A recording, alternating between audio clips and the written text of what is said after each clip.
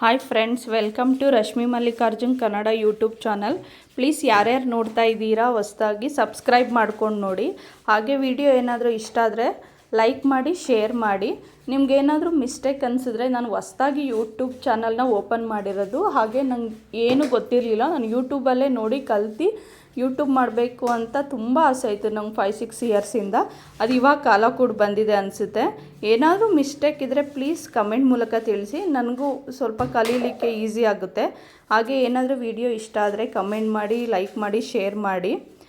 ಹಾಗೆ ವಾರ ಕೂಡ ಮಾಡಬೇಕಿತ್ತು. ಇವತ್ತು ಸೋಮವಾರ ಇರೋದ್ರಿಂದ ದೇವ್ರ ಸಾಮಾನು ಕೂಡ ತೊಳಿಬೇಕಿತ್ತು. ಮಕ್ಕಳು ಇರೋದ್ರಿಂದ ಅವ್ರು ಕೈ ಬಿಡೋದಿಲ್ಲ ಯಾವ ಕೆಲಸನೂ ಮಾಡೋದಕ್ಕೆ. ನಮ್ಮಮ್ಮ ಊರಿಂದ ಬಂದಿದ್ದರು.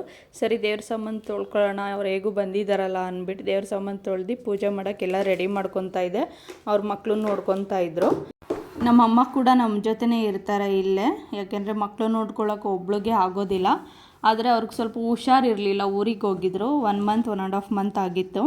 ನಮ್ಮ ಮಾವನ ಮನೆಗೆ ಹೋಗಿದ್ರು ಭದ್ರಾವತಿಗೆ. ನಮ್ಮ ಮಾವನ ಮಗ ಎಲ್ಲ ತೋರಿಸಿ ಹಾಸ್ಪಿಟಲ್ಗೆಲ್ಲ ನಮ್ಮ ಅತ್ತೆ ಜೊತೆಲಿ ಕರ್ಕೊಬಂದಿದ್ದಾರೆ.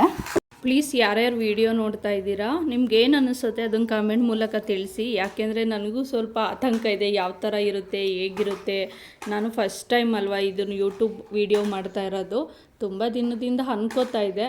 ಆದರೂ ಒಂದು ಭಯ ಅನ್ನೋದು ಇರುತ್ತಲ್ವ. ನೀವು ಕಮೆಂಟ್ ಮಾಡಿದ್ರೆ ನನಗೂ ಗೊತ್ತಾಗುತ್ತೆ ಹೇಗೆ ಮಾಡಬೇಕು, ಏನು ಸರಿ ಮಾಡ್ಕೋಬೇಕು ಅಂತ.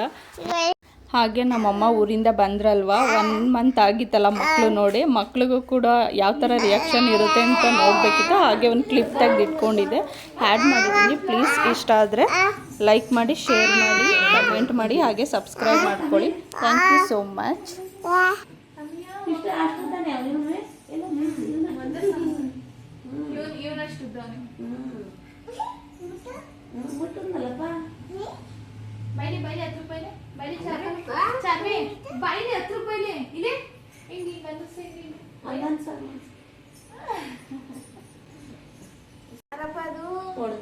ದಕ್ಷಿ ಯಾರವದು? ದಕ್ಷಿ ಯಾರದು? ಅವನು ಒಳಗೊಳಗೆ ನಗಾಡ್ತಾ ಇರ್ತಾನೆ. ಚಾರು ನೋಡೋಣ ತಮ್ಮಯ್ಯ ತಮ್ಮಯ್ಯ ಕರಿ ತಮ್ಮಯ್ಯ.